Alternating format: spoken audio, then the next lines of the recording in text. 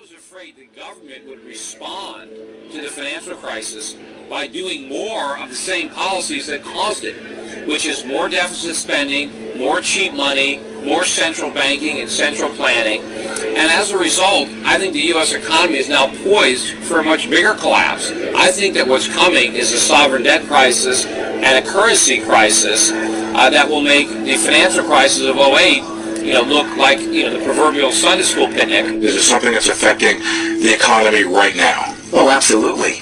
The fiscal cliff specifically is one of the major ways in which the slow recovery that we have could be completely derailed.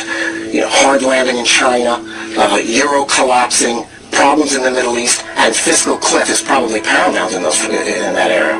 As a matter of policy, as opposed to an apocalyptic. And the most important price is interest rates, which have to go up. That is but no one wants to let them go up because the banks will fail. We currently have no price integrity in any asset. And we're on the precipice of collapse. That's right. So this system is in collapse, and it's unbelievable, and most people don't even see what's going on.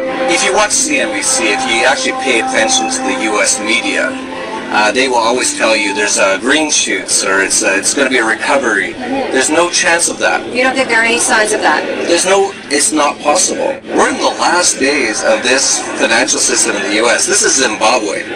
When it starts to collapse, it's going to happen very fast. If people don't start to wake up to what's going on, they're going to get hurt in this collapse. But this is where it's going now, that we have to now just get as far away from the U.S. and from the Western world, because this collapse is going to be messy. We've got to ask ourselves, why are the feds preparing for a war against Americans? Why have they bought now more than 2 billion bullets, all kinds of arms and ammunition, and now more than 2,700 tanks to patrol in America and keep order? We're told it's because they love us. We're told it's to keep the peace and to increase safety. But of course, we also know from Army documents, from Homeland Security reports, and a lot of other information that it's really to occupy America and prepare for civil unrest and a total economic collapse that will include gun confiscation. The rise of the warrior cop. So, what do you mean? Our cops are getting increasingly like soldiers. They're being dressed like soldiers, they're being armed like soldiers, they're sent out in the streets told they're fighting a war. And when you do that, we shouldn't be surprised when we see some of the results we've seen with the lead-in, where they start treating American citizens more like enemy combatants than citizens with rights.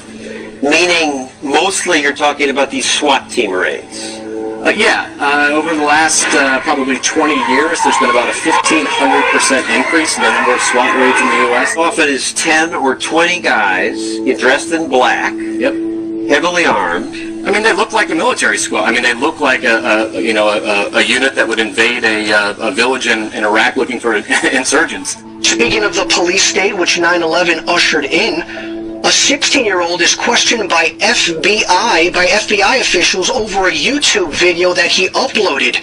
According to Justin Holman, a 16-year-old, after having uploaded a YouTube video which highlighted how America was slipping into a police state, he was visited by FBI officials. What would the response be in the wake of something bigger? Is that when we'll see martial law take effect across the country? And more importantly, will people just accept it entirely out of fear? It was never meant that we would have this gigantic police force from the federal government. I mean, we had martial law up there. FBI and all these agents coming in, closing things down, going to people's houses.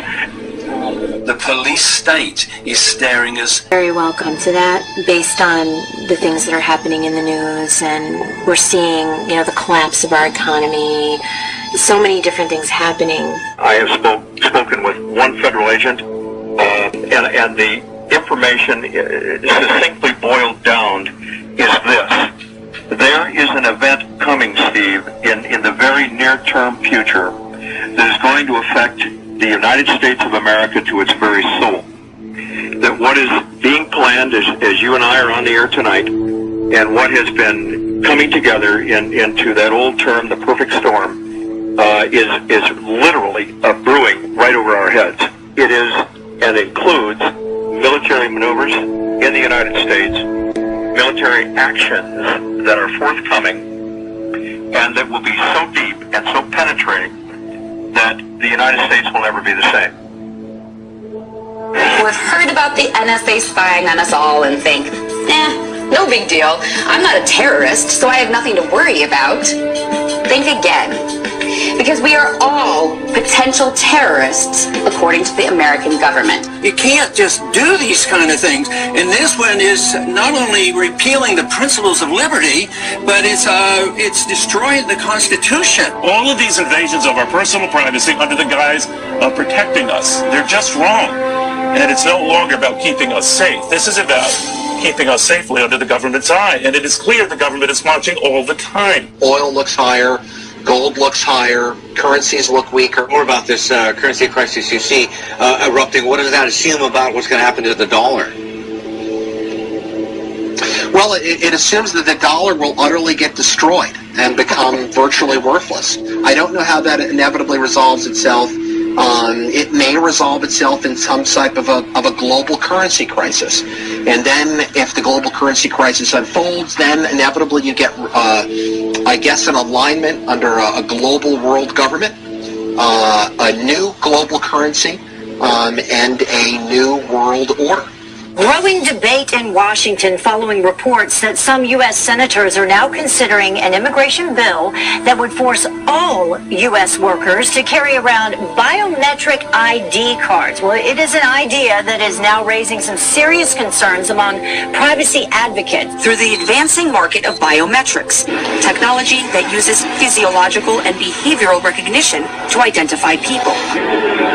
A system touted as a national security necessity is being used to build a database where the biometric identity of millions of Americans will be gathered and stored. We really need to attack this in a comprehensive kind of way, not some knee-jerk reaction like sticking something in someone's finger to verify who they are and whether or not they can be employed in this country. The U.S. Department of Homeland Security has been buying up massive amounts of ammunition. Americans are wondering why. Do you think this is a sign that they're preparing for some sort of mass civil unrest? If you look at what the Department of Homeland Security has been purchasing over the last year, it comes out to like 1.6 billion rounds of ammunition, more than 7,000 fully automatic assault weapons, 2,700 MRAP type vehicles, and now drones. Those are instruments of war. Department of Homeland Security's, who are they going to fight a war against? When I participate in assisting the feds coming into states and going into homes and taking everybody's gun away, and I said I would not be a part of something like that. And I said one of the reasons is I wouldn't want to get shot, because the American people are only going to put up with so much before they push back. And I said, if the feds tried to do that, disarm this country, I said you would see an uprising and maybe a version of the Second American Revolution.